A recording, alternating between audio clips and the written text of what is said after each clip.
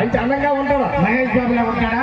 మహేష్ బాబులో ఉంటాడు. సరే ఇప్పుడు ఏం చేయమంటారు చెప్పండి. వెళ్ళి వాళ్ళకి సకల మర్యాద చెయ్యాలి. సకల మర్యాదలు అంటే ఎలా చేయాలి నాకు తెలియదు, చెప్పండి. మర్యాద తెలీదా?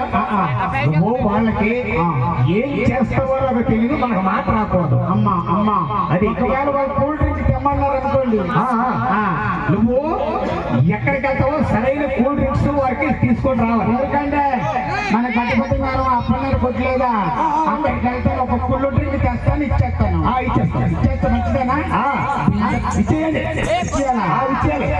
మరి మీరు ఏదో మనకి వాళ్ళు వస్తున్నారు, బిల్డప్ ఇవ్వాలన్నారు. మనకి ఒకటి ఏది ఏదైనా మనకు డబ్బులు లేకపోయినా, మనకి భూములు పొట్టలు లేకపోయినా మనకి ఎక్కువ బిల్డప్ కావాలి. ఓహో, తడి తక్కువ తమాషా ఎక్కువ. అంటే కూల్ డ్రింక్ తెమ్మంటే ఏమన్నారు మా అయ్యగారు భాషలో? అలాగే అయ్యగారు కూల్ డ్రింక్ తెస్తానండి. ఏంటి ఎర్ర ఫ్రిడ్జ్ లో నుంచా నల్ల ఫ్రిడ్జ్ లో నుంచా మేడ మీద డబల్ డోర్ తెల్ల ఫ్రిడ్జ్ లో తెమ్మంటే కదా. అది ఒకవేళ ఆ వచ్చిన పెళ్లి కొడుకు కూల్ డ్రింక్ తాగనంటాడు, కొబ్బరి బండాలు తెమ్మంటాడు, అప్పుడేం చేయమంటారు? ఏం చెయ్యాలి? 50 తోటలో 50 ఎకరాల తోటలో నుంచే 100 ఎకరాల తోటలో నుంచే 200 ఎకరాల తోటలో నుంచే అది బిల్డప్ కావాలి. ఓహో, అలాగే గారు ఏడు కొబ్బరి బండం తెమ్మంటున్నారు.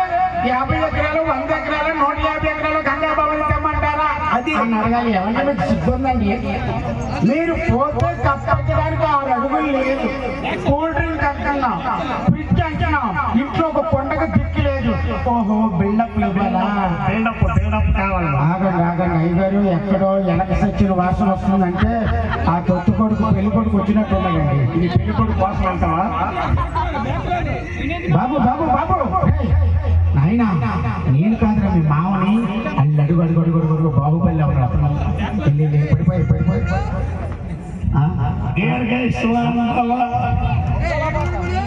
అల్లుడు గారు, అయ్యగారు మీ అల్లుడు ఏంటండి ఇప్పుడే వండలేకపోతుంది, పెళ్ళయిన తర్వాత. నా కొడుకు గురించి ఎక్కువ తక్కువ మాట్లాడుతున్నావు. అమెరికా నుంచి వచ్చాము ఇక్కడ. అమెరికా నుంచి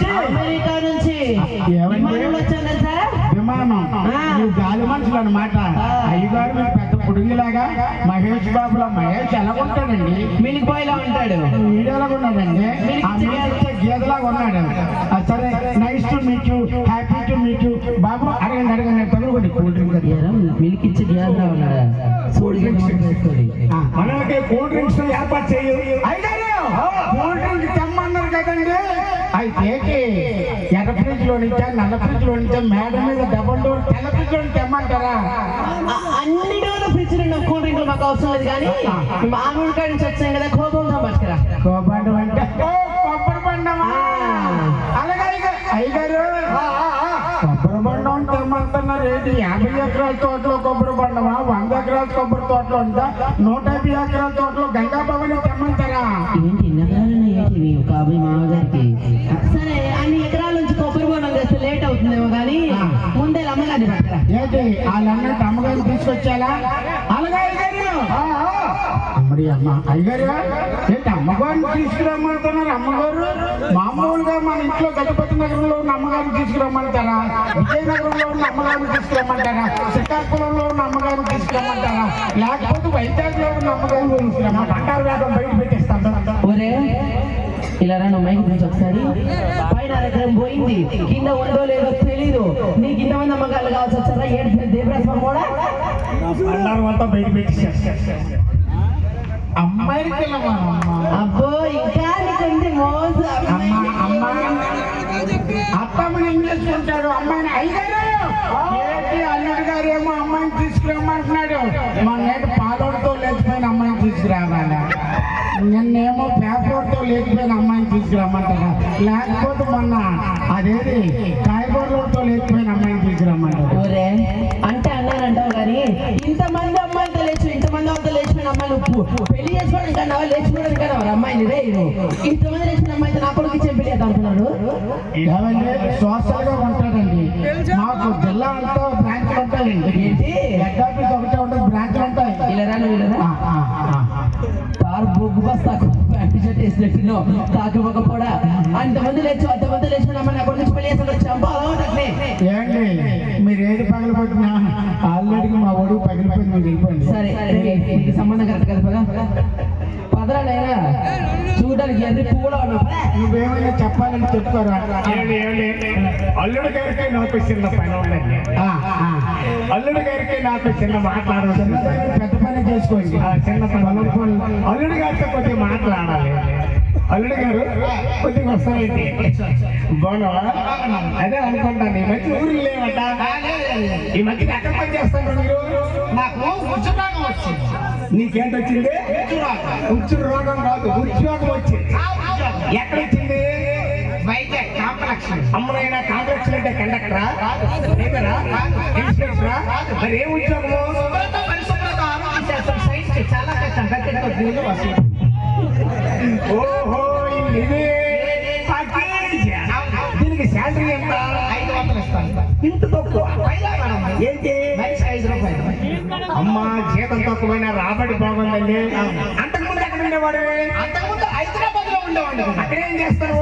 టీవీ కేంద్రంలో వార్తలు చెప్పేవాడు.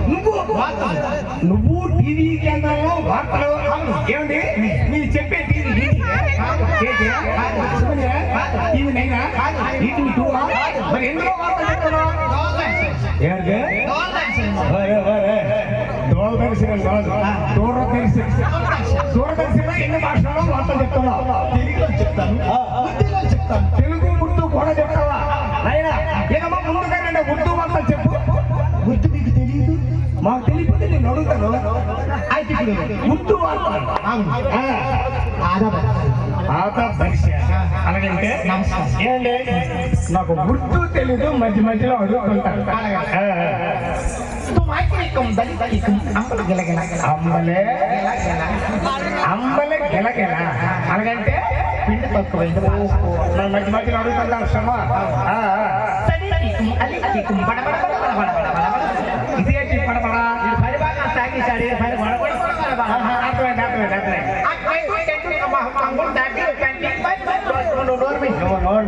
ఇది ఉరుదా పొందా? మా పొద్దు నీకు వార్తలంటూ వస్తే తెలుగులో కాస్త స్పష్టంగా చెప్పు. నమస్కారం. వార్తలు చదువుతున్నది ఓటపల్లి ఉల్లంకలో. వార్తలు అలగేటోళ్ళే కానీ పేరు మాత్రం బాగుందండి.